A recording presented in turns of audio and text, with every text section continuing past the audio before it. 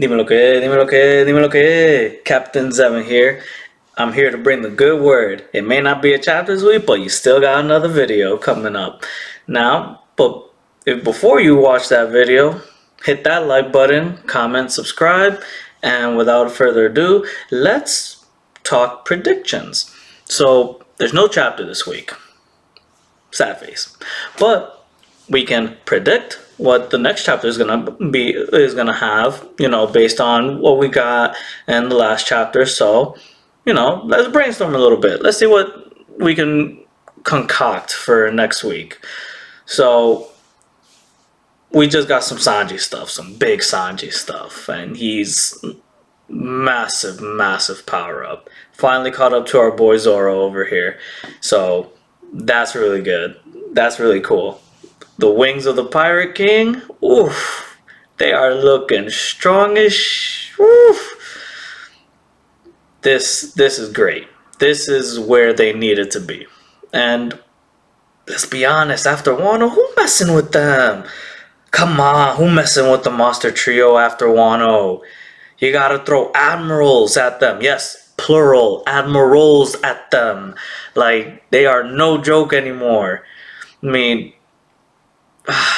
this is great. But who do we get? Do we get more Sanji fight with the Queen stuff, or are we gonna get more Zoro stuff with the King stuff? I think we're just gonna get a couple panels, maybe a panel each on their fight. Not really context right now. I think that's what the last two chapters were for, just more setting up for their fights. And I think probably chapter 1030, 31, 32, maybe those will handle it. But I think we're about to get another like kind of setup-ish chapter here.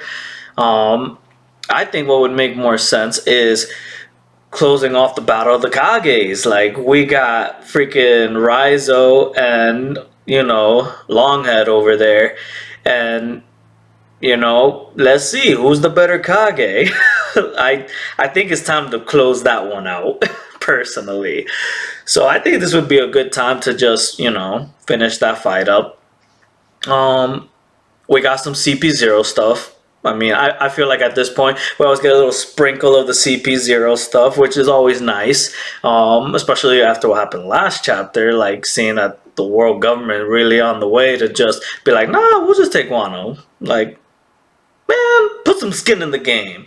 Sure, they're not about to do all this work just so you can take it. So I think we're going to see them start to make their move on Robin. Maybe we'll see all three of them move. Maybe they're just going to send one because they'll think it'll only take one. It's kind of weird because we saw how strong CP9 was, right? And so it's inferred that CP0 is much stronger than that. And I mean, we got Lucci and Kaku, who we know are stronger in the CP0, so that's a very safe assumption. But where is that bar? Are they Tobiropo level? Are they better than Tobiropo? Are they actually all-star level? Or somewhere in between? Like, we have no idea how to gauge them because, like, we think back to when Luffy fought Lucci and he was, leader of CP, the strongest in CP9. Now he's stronger, he's in CP0, and so is Kaku, but with everything that's going on, to me, Lucci isn't a Luffy fight anymore. Lucci is like, maybe that's like a Sanji fight. Like, Sanji will take care of it. Like, that's just how I view that. Like, Sanji will fight Lucci if it came down to it. Like, I don't see anyone in CP0 even being worth Luffy's time. Barely Zoro and Sanji's time, to be honest. Just look how strong these guys are. So maybe them going after Robin will give us more context on exactly how strong they are, because we don't have anything. We just have portrayal from Lucci and Kaku. That's it. So, we'll see. We'll see where they actually stand in the grand scheme of things. But, maybe we'll get some movement from them. I think we'll get a little bit more dialogue and like setup stuff for Usopp and Nami because after the doing Thomas Plant, they're just kind of wandering. So I think this would be a good time to kind of set up what their next mission is in a sense, like because they already finished the ulti fight, and a little upset that it couldn't have been Usopp that took out Page One. I was really hoping for that, but I'm hoping that that just means a greater payoff down the road during this raid. So yeah, I think we're gonna get some Usopp and Nami stuff. I think that would make sense. Probably just a hint of Frankie. Oda just likes to just throw like a one panel thing of Frankie just doing something. So maybe we'll see where he ended up wandering off after Zoro sent him away. Maybe he'll meet up with Yamato by accident again, and then it's more like oh, thanks for that, and it's like. And then, I mean, she's going to weapons. What if, oh, wait a minute, let's think. What if there's some weapons for Frankie to use? So, not just disarming it, maybe they can actually make something work with this. That's actually, that wouldn't be a bad take. That would be some good setup. See what, I mean, especially when Frankie was saying that he's gonna come up with some kind of weapon to like take down Kaido or do something. So I don't know, that'd be pretty cool. I think that'd be cool if they met up again and try to do something together there. We'll probably see Momo struggling to do his flame cloud thing. Probably still out there trying to make him work. Maybe he'll get like some of it out, like some like flame clouds, but he doesn't know how to like make them stop the island. He just kind of like it's almost like when Luffy had to like try to push away Big Mom, and it's like he doesn't know how he's doing the power. He's just gonna try it. But it's nice because we get the whole Momo holds up, Onigashima, similar to when Odin was holding up the scabbards in the boiling pot. I think this is gonna make for a really, really nice scene. So looking forward to seeing where that goes. But I don't think we get too much advancement from Momo's part. Not yet. I think that would come after the Zoro Sanji stuff gets situated, in my opinion. I think that Yamato will probably get to the door of the weapons vault or somewhere in the basement or whatever. And I don't think we see her go in. Maybe she just gets there. Again, maybe Frankie meets up with her there, which is why I say it would be really cool. But at the same time, what if someone's there just for whatever reason guarding it and stop her? What if one of the Tobiropo finally got up and was just waiting there? I mean, it's been a few chapters since we've seen them, and we saw that they were all out and down and out. But they're ancient zones, and we saw Oti just getting up.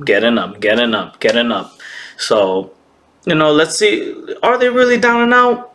They could be, but let's see. What about Denjiro? Where's he been? Ever since they got up and left Ashura Doji to basically die, he's been MIA. We had one panel of him. And Oda definitely ain't forget about him. So what is he doing? Where is he going? Does he find Orochi? Are we going to close that loop too? The whole Orochi thing?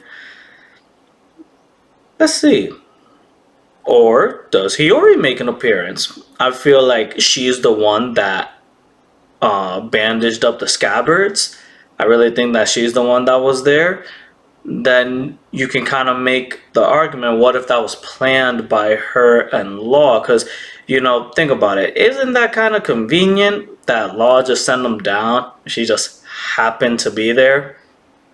I don't know. Because, remember, she didn't want to meet with anybody, and it seemed like she was going to be headed towards the Flower Capital, and Law was at the Flower Capital because he was in prison. What if he, crossed paths with her and they made a little plan or whatever? I don't know. I'm just speculating. I mean, and then you also have the thing that Law literally went from the basement floor all the way up to the rooftop. Easy. No problem. So, he probably, what if he just passed by her, while he was warping through the levels? So, that could be a thing. Or what if it isn't Hiyori? If it's not, then what is it? Toki? I mean, I know people like throw here and there. It could be Toki, but I'm pretty sure she's dead. I'm pretty sure that she is dead. And it's kind of like when Momo was getting the headache, and we didn't know what he was list hearing. Like we could have inferred it was Luffy, but because of the way that he portrayed it, it was like maybe it's not Luffy. Only to find out like a chapter or two later, it was Luffy. I feel like the dialogue that Kawamatsu said when they woke up from getting bandaged up, I feel like that very easily could have been Hiyori. Just he mistook her for Toki. I think that would make sense. So you gotta remember, it was like, well, was it dark? I think it was. I don't know. But yeah, those are my predictions for what could happen in the next chapter. Crazy. 1029, about to be 1030. Like, we really deep in these 1,000+ chapters. Like, wow. Do we get out of Wano before chapter 1100? I think so.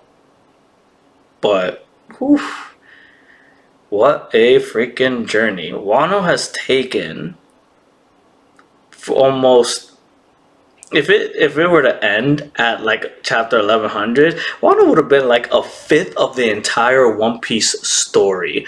That's insane. It's already the longest arc, and we're still not, like, we're getting to the climax, but we're not close to being done yet. This is a lot of story we're getting. But I hope you guys enjoyed. Hope you guys hit that like, comment, that like button, and subscribe, and hit that notification bell so that you don't miss a video.